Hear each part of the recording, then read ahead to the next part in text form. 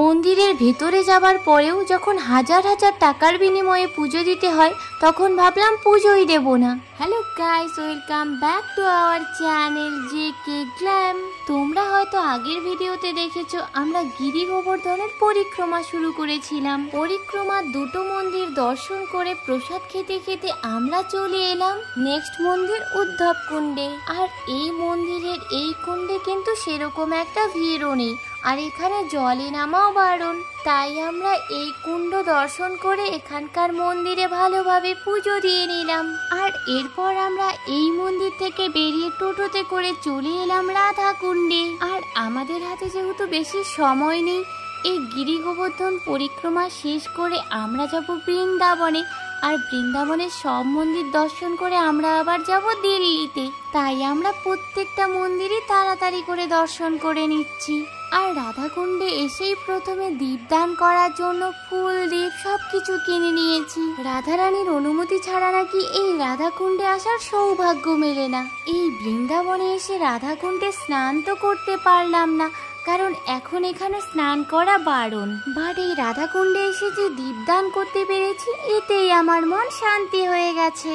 আর আমি তো নিজের মতো করেই দীপদান করে ফুল দিয়ে এখানে পুজো দিয়ে নিলাম। এখানে জলে নামা যেহেতু বারণ, তাই উপর থেকে একটু জল ছিটিয়ে নিজেকে শান্তি করে নিলাম। বাট দিদি যখন ফুল আর দীপ নিয়ে রাধাকুণ্ডের ঘাটে পুজো দিতে এলো, ঠিক তখনই ওখানকার একজন ব্রাহ্মণ দিদির পাশে চলে এলো। আর তারপর দেখো সেই যে পুজো করানো শুরু করলো। এরকম করো, এরকম নাই।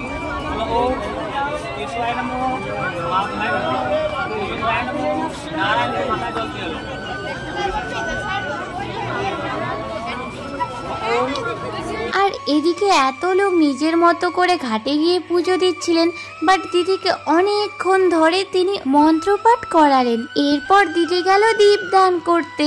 আর দীপদান করে সেই ব্রাহ্মণকে দক্ষিণা দিয়ে বেরিয়ে পড়লাম আমরা এই মন্দির থেকে।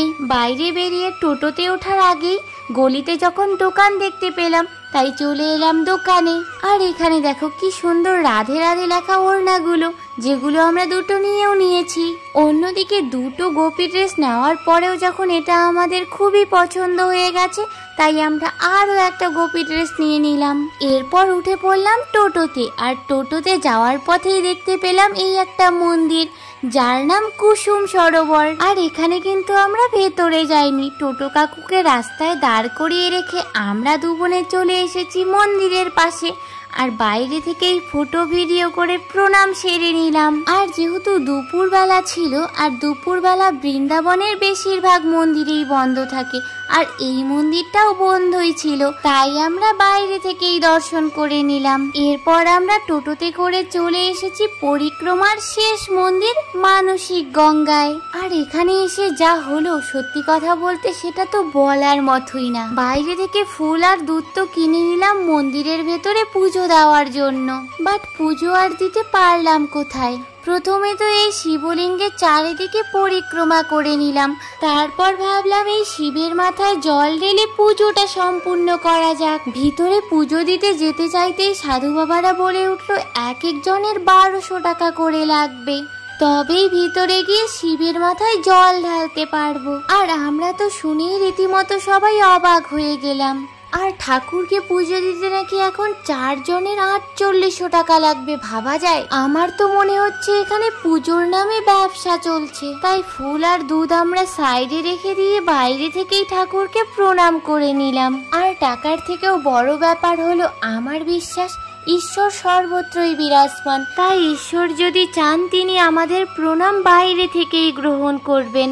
এরপর আমরা চলে এলাম ঘাটের পাড়ে। আর আমরা তো ভেবেছিলাম এই ঘাটে এসে স্নান করে আমরা সেই গোপী ড্রেসগুলো পরে বিকেলবেলা বৃন্দাবনের বাকি মন্দিরগুলো দর্শন করব। বাট এখানে এসে দেখি স্নানের ব্যবস্থা খুব সুন্দরভাবে থাকলেও এখানে কিন্তু চেঞ্জ করার ভালো ব্যবস্থা নেই। আর এই মন্দির থেকে বাইরে বেরিয়েই দেখো আমাদের পরিক্রমা সমাপ্ত হলো। আর পরিক্রমা করতে করতে আমরা এক মন্দিরে দেওয়া প্রসাদের জিলিপি আর সাথে কিছু টুকটাক খাবার খেয়ে নিয়েছিলাম। আর ভেবেছিলাম একেবারে বৃন্দাবনে গিয়ে খাবো, বাট ফুচকা দেখলে কি আর মন মানে, তাই চলে এসেছি ফুচকার দোকানে। আর এখানে কিন্তু সব মন্দিরের পাশেই খুব সুন্দর টেস্টি টেস্টি ফুচকা পাওয়া যায়, যেগুলো সবই নিরামিষ। এখন আমরা ফুচকা খেয়ে যাচ্ছি বৃন্দাবনের উদ্দেশ্যে, আর এখান থেকে বৃন্দাবনের অটো পাওয়া যাবে 2 মিনিট হেঁটে গেলেই। তাই আমরা এসে উঠে পড়লাম অটোতে। আর আমরা বৃন্দাবনে গিয়ে কোন কোন মন্দিরে ঘুরছি সেটা দেখতে হলে অবশ্যই আমাদের ভিডিওগুলো দেখতে থাকো।